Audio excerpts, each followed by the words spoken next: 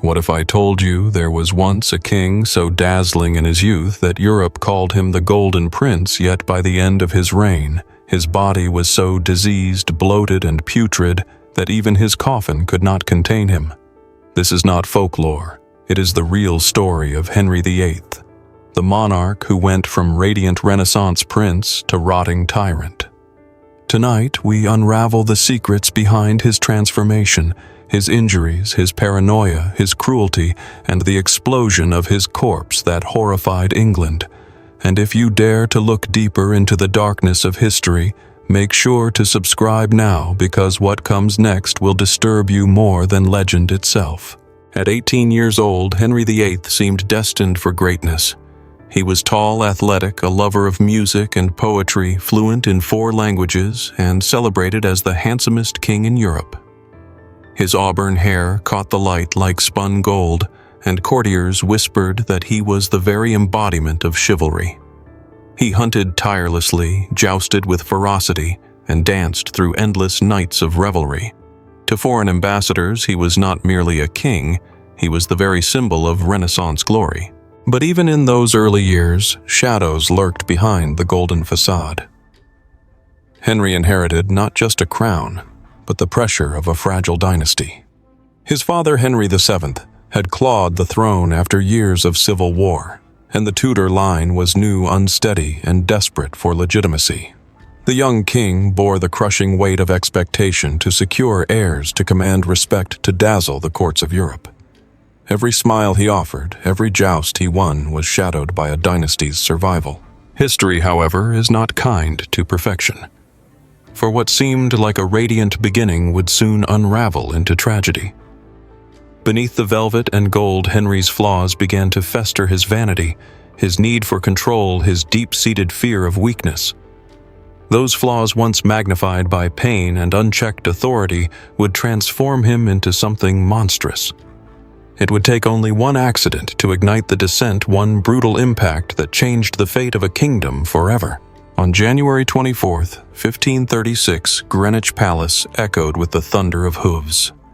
A jousting tournament, the sport of kings, filled the air with cheers. Henry, now 44, still insisted on proving his vigor. But then, disaster struck. His horse fell on top of him, crushing the king beneath its weight. Silence swept the crowd as England's monarch lay motionless in the dirt. Minutes turned into hours, and for 2 long hours he remained unconscious.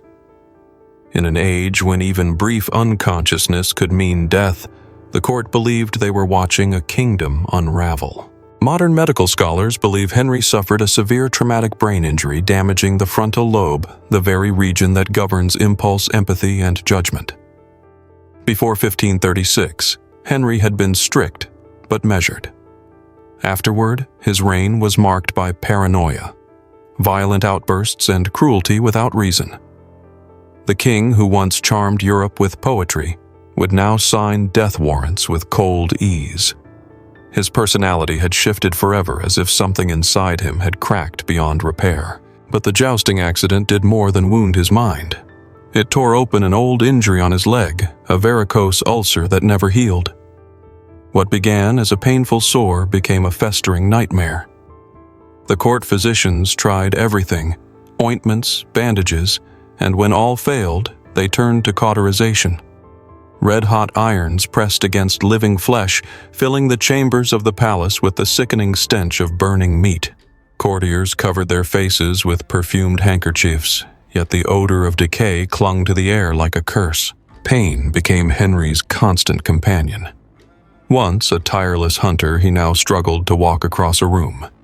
His nights were restless, his temper shortened, and every decision he made seemed sharpened by suffering. Imagine a king whose every step sent agony tearing up his leg, whose body oozed pus and blood while the world still expected him to radiate majesty.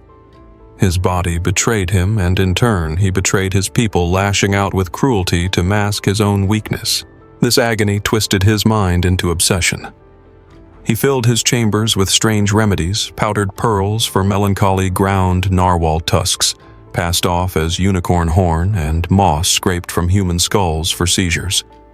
He surrounded himself with physicians, demanded new cures, and feared death lurking in every shadow. He banned mirrors from his presence, unable to confront the decaying figure staring back at him. The king, who once embodied beauty, could no longer bear to see his own reflection. And yet, even as his body decayed, his hunger for control only grew. Illness was not to Henry a private burden, it was treason made flesh. To remind him of human frailty was to insult his divine authority. Servants trembled, wives wept, and nobles whispered, never knowing when the king's paranoia might erupt into violence. Henry VIII was no longer the radiant prince of Europe. He was becoming something far darker, a monarch whose throne rested not on majesty, but on fear, pain, and the stench of rot. The paranoia that consumed Henry after 1536 did not remain confined to his chambers. It reshaped an entire kingdom. Every shadow seemed a threat, every whisper a plot. He began to equate his personal desires with divine law, and when the Pope refused to annul his marriage to Catherine of Aragon, Henry did the unthinkable. He severed England from Rome itself. It was not reform nor theology, it was rage disguised as religion. Henry declared himself the supreme head of the Church of England, an act of defiance that shook Christendom. To his subjects, it meant that their king now claimed spiritual authority once reserved for God's representative. To Henry, it meant freedom. No priest, no pope, no power could tell him no. His tyranny of the body had become tyranny of the soul, and thousands would pay the price for his tantrum. The Reformation in England was not born of idealism, but of obsession. Henry believed his failure to produce a male heir was divine punishment for marrying his brother's widow. Catherine had endured years of miscarriages and infant deaths, tragedies of medicine, but Henry saw only God's wrath. In his mind, his personal anguish justified rewriting the very laws of heaven. The church bent to the breaking point, reshaped by one man's desperation. Yet Henry's religious upheaval was not only about theology, it was about wealth. Between 1536 and 1541, he dissolved the monasteries, seizing their lands and treasures. Priceless relics were melted, ancient libraries burned, abbots dragged from cloisters to execution scaffolds. In one stroke, Henry became one of the wealthiest monarchs in Europe. But gold, like his medicines, could never ease the rot gnawing inside his body. The irony was bitter. His father, Henry VII, had left him one of the most stable treasuries in Europe, carefully built through frugality and control. Henry VIII squandered it within a decade. Wars against France devoured his fortune. Grand palaces rose as monuments to his vanity. Hampton Court gleamed, its halls filled with silks, feasts, and music, even as peasants starved under crushing taxes. The Golden Prince had become the glutton king. But when money ran out, Henry turned to cruelty.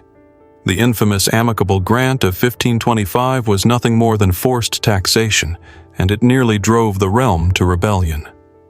Later, his debasement of the currency, reducing silver content to inflate the crown's wealth, triggered waves of inflation that devastated common families. Bread prices soared, hunger spread, and all the while the king gorged himself on roasted meats he could barely chew with his diseased jaw.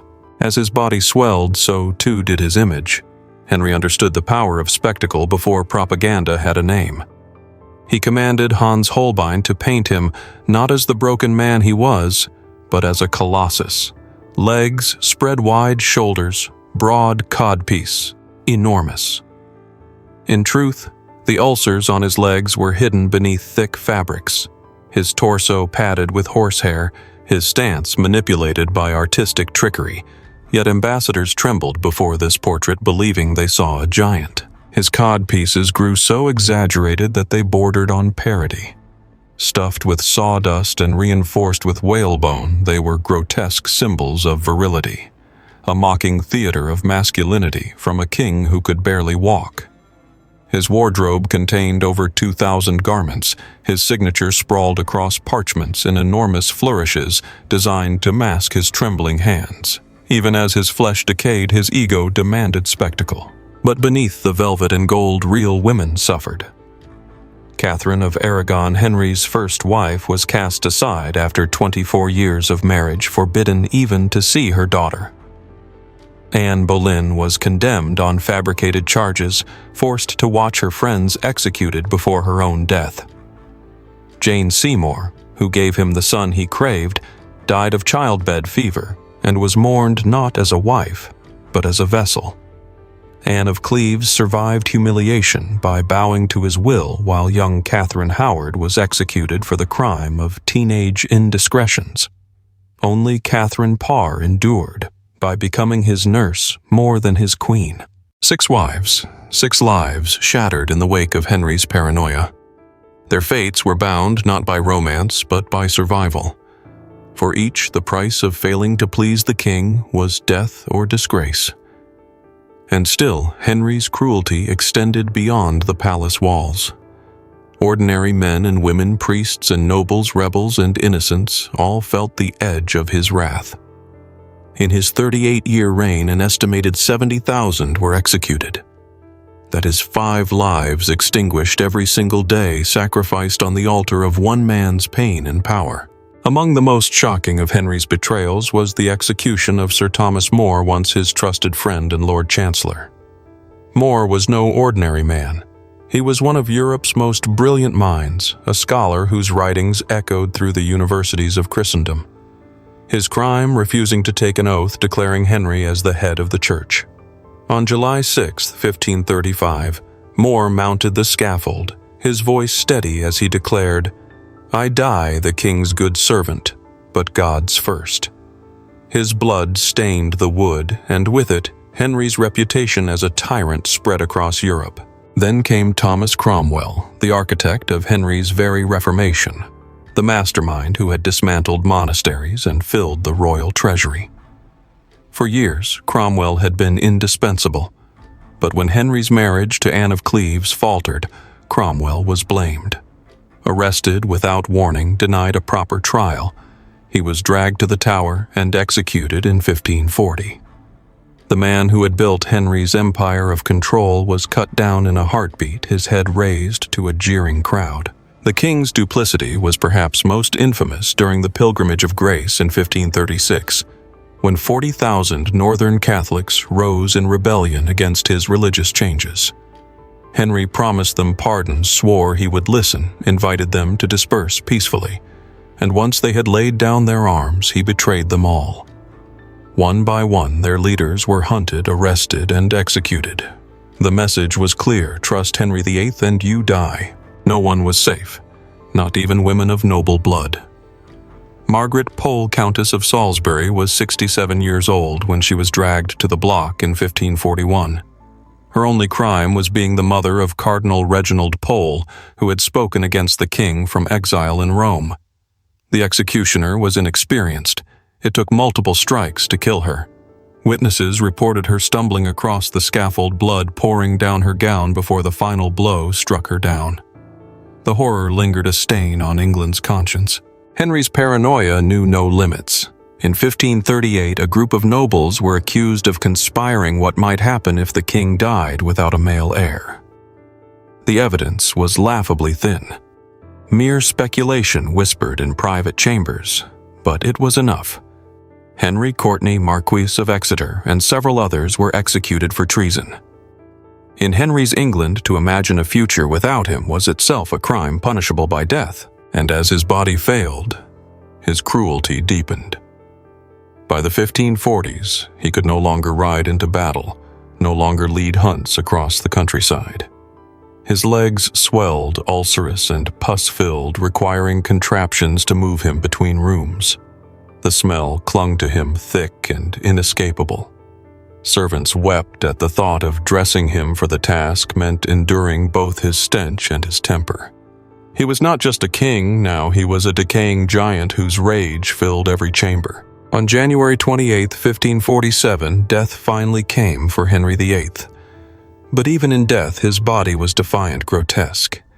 He had grown so swollen with gases of decomposition that the embalmers struggled to contain him. Wrapped in lead sheets, sealed in multiple coffins, his corpse was borne from London to Windsor.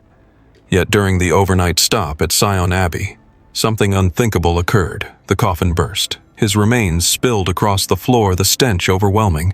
Chroniclers tell us that dogs were seen licking at the spilled remains of the man who had once styled himself as God's anointed ruler. Servants rushed with buckets and rags to clean the mess, gagging as they scraped at what was left of a king.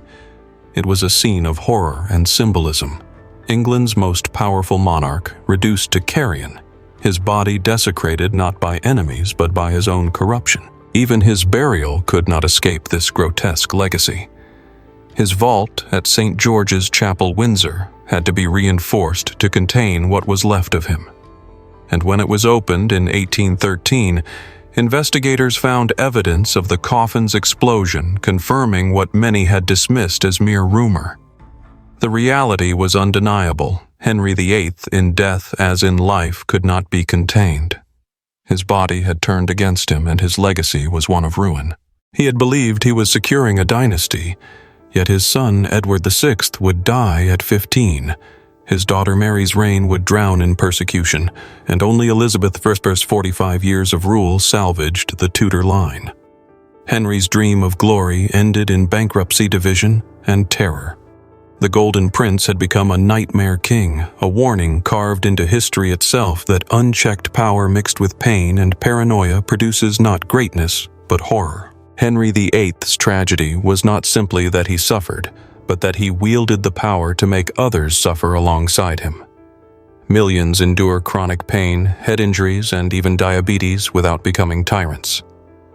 But Henry's agony was amplified by absolute authority. Each ulcer, each spasm of paranoia became an excuse to execute, to destroy, to reshape a kingdom in the image of his torment. His personal illness became a national disease. Imagine the atmosphere at court. 1,000 courtiers gauging the king's mood by the twitch of an eyebrow, the slump of his shoulders, or the tone of his cough. If he smiled, banquets flowed. If his pain flared, heads rolled. Fear soaked every stone of Hampton Court, every corridor of Whitehall. To live near Henry was to live with the constant awareness that the line between favor and execution was only the thickness of his pain. Servants whispered that approaching the king was like entering a dragon's lair. One could be rewarded with gold or burned to ashes. Nobles rehearsed their words, wives swallowed their opinions.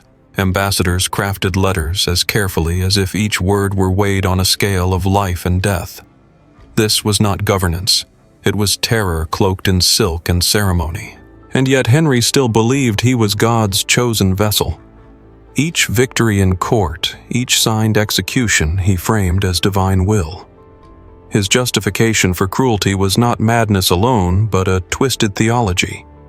If the king was God's representative on earth, then his pain must also be sacred. To oppose him was not simply treason against a monarch, it was heresy against heaven itself. The weight of this belief poisoned England.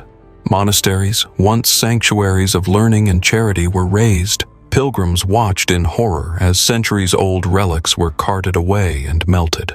Monks who had devoted their lives to prayer found themselves wandering roads dispossessed. The dissolution of the monasteries was not merely an economic act. It was a cultural amputation, a wound that scarred England for generations. And still, Henry's appetite devoured everything. His feasts were legendary: whole oxen, roasted tables groaning beneath swans, and venison. Yet even as he gorged, the ulcers on his legs split and oozed beneath the tablecloth. Courtiers pretended not to notice, raising goblets of wine to their lips as if drowning the stench in drink. The contradiction was unbearable magnificence on the surface wrought beneath. By the 1540s, his body was more prison than throne. Special devices were constructed to move him from chamber to chamber, pulleys and hoists designed to lift his immense weight. Once a horseman who thundered across fields, he now shuffled painfully propped on canes, his breath ragged. The sight of him was grotesque and pitiful all at once, a king whose flesh had betrayed him, yet who demanded the world see only majesty. This demand for illusion explains why Henry invested so much in art and architecture. His palaces became theaters, his portraits propaganda. Each brushstroke was a lie, each tapestry a curtain hiding reality. Foreign envoys saw a titan. Behind closed doors, servants gagged at the stink of infection. England itself became part of this deception, a realm forced to play along in the masquerade of a monarch who could no longer face the truth. Perhaps the most haunting legacy of Henry VIII is that his cruelty was not the wild chaos of a madman. It was systematic, deliberate, and calculated. He could charm and flatter when he wished, laugh with his children, compose a tender lyric. And yet in the next moment, he could consign a friend of decades to death without hesitation. This duality, the human and the monster, was what made him so terrifying. He was not wholly inhuman. He was worse, he was human, twisted beyond recognition. When we look back at Henry's reign, we often see it reduced to a rhyme: divorced, beheaded, died. Divorced, beheaded, survived. But behind that nursery chant lies a reign soaked in fear, betrayal, and decay. It is not a tale of romance or kingship, but a warning.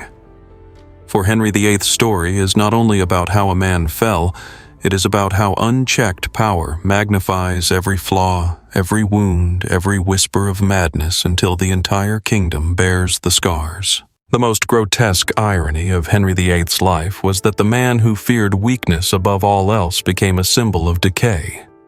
His body, once strong enough to joust, had become a cautionary tale. His courtiers whispered not of his victories but of his smell. His enemies did not need to invent lies. The truth of his condition was weapon enough. By the end, Henry's chambers were less royal apartments and more like sick rooms. Physicians hovered, constantly concocting remedies of crushed pearls, herbs, and powders that did nothing but empty the treasury further. His medical cabinet contained over 300 concoctions each, promising relief, none delivering it. He was both king and patient ruler, and prisoner, tyrant, and victim. Even sleep betrayed him. Some nights he would pace until dawn, muttering to himself, his face red with fury. Other nights he collapsed into 18-hour comas, unresponsive to all but the pain pulsing through his swollen legs. Servants crept silently in and out, terrified of waking him. For in Henry's world, to disturb the king's sleep was as deadly as treason. It was in those restless nights that paranoia bloomed like mold. Illness was no longer just a personal misfortune, it became proof of betrayal. Any physician who failed him risked death. Any wife who disappointed him was condemned. Any noble who questioned him became a traitor. His pain was not his alone. It was inflicted outward like ripples of blood spreading across a still pond. And yet to the outside world, Henry remained magnificent. Ambassadors described his palaces glittering with cloth of gold, his tables heavy with banquets, his courtiers arrayed like jewels. But those same ambassadors also reported the stench, the limp, the hidden horror behind the spectacle. England itself had become a theater, a kingdom performing health and power while sickness festered at its heart. The people paid dearly for the show. Taxes rose, prices soared, and the countryside groaned under the weight of Henry's vanity. Inflation gutted families, and those who dared to rebel faced brutal suppression. The king who once embodied hope had become a devourer, consuming wealth, faith, and lives with an appetite that nothing could sate. Perhaps the most chilling detail is that Henry VIII did not see himself as monstrous. He saw himself as chosen, righteous, even merciful. In his mind, executions were justice, confiscations were reform, wars were glory. His cruelty was not madness alone, it was belief distorted and reinforced by power. He was not the devil his people whispered about. He was something worse, a man convinced that his every cruelty was holy. By the 1540s, he knew death was near, yet he clung to power with both hands. He drafted laws to secure his son, Edward's succession, he arranged alliances, he punished dissenters, even from his bed. But the stench of mortality was undeniable. Courtiers began to plot their own futures, whispering names of successors, praying for his final breath. The king who had commanded every soul in England could no longer command his own body. On January 28, 1547, Henry died. Chroniclers describe his last moments not as peaceful, but as grotesque.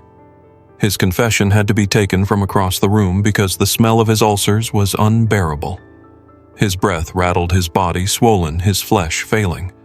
He who had claimed divine power died like any man alone in pain and feared by all, and yet even death gave him no dignity. As his bloated corpse was carried through the countryside sealed in lead and wood, it betrayed him one final time. At Sion Abbey, the coffin exploded, spraying remains across the floor. Dogs feasted on the flesh of England's once great king. It was a spectacle as shocking as any execution he had ordered, a final act of horror written into his legacy. The explosion of Henry's coffin became more than just a grotesque accident. It was a metaphor carved in blood and rot. His reign, like his body, had swollen with excess until it could no longer hold together. The pressure of vanity, cruelty, and corruption finally burst, leaving others to clean the mess. Even in death, Henry forced England to confront the consequences of his hunger for power. When investigators reopened his vault in 1813, they found the evidence of the coffin's rupture still etched in wood and stone. What had been dismissed as legend was proven true. The tale of the king who could not be contained, whose body betrayed him, endured across centuries. Henry had wanted to be remembered as England's greatest monarch. Instead, he became a cautionary horror story whispered in schoolrooms and pulpits alike. And what of the dynasty he sacrificed everything to protect his son, Edward VI, frail and sickly, ruled only 6 years before dying at 15. His daughter Mary's reign was consumed by religious persecution, burning Protestants at the stake in a desperate attempt to undo her father's legacy. Only Elizabeth I salvaged the Tudor name, ruling for 45 years and giving England a golden age her father never achieved. The irony was brutal. The man who had executed wives for failing to give him sons was ultimately succeeded by 2 daughters, both of whom proved more capable rulers than he ever was. Henry's obsession with male heirs had torn his kingdom apart, yet the women he dismissed and diminished held it together.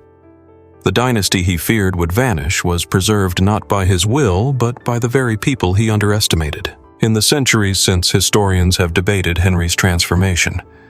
Was it brain injury that altered his personality?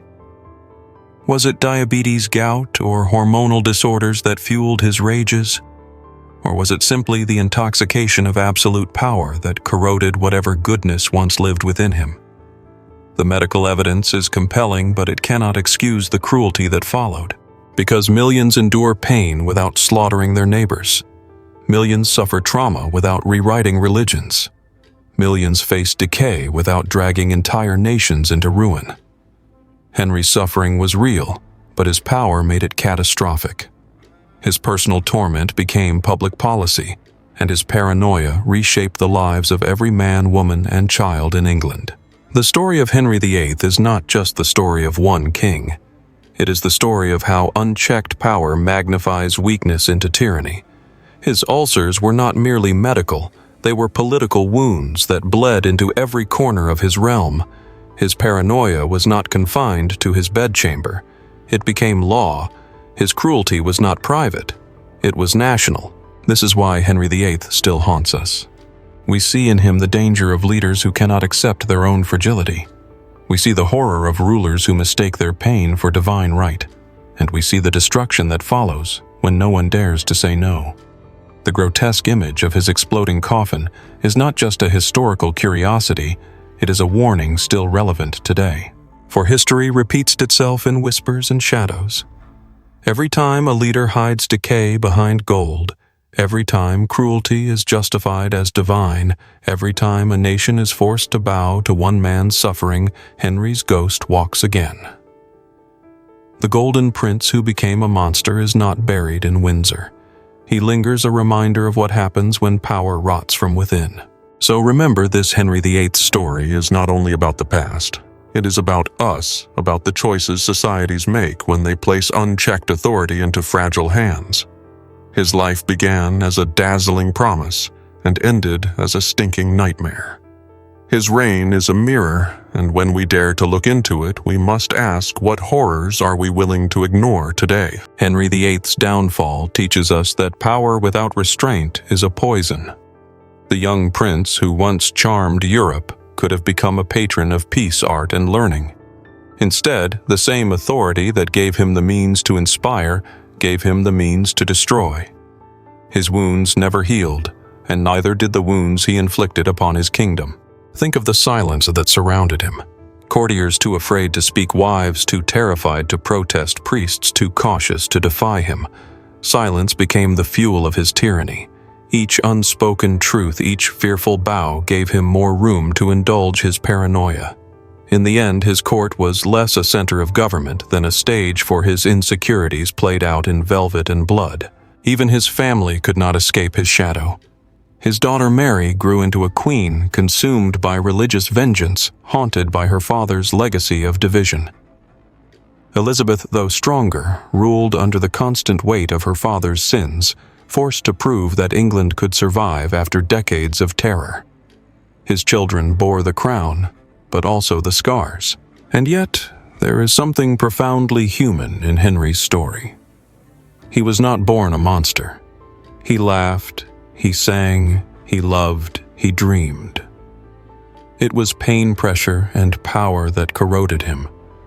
That is why his tale chills us so deeply. It reminds us how close any human being can stand to greatness or horror depending on the choices made in suffering.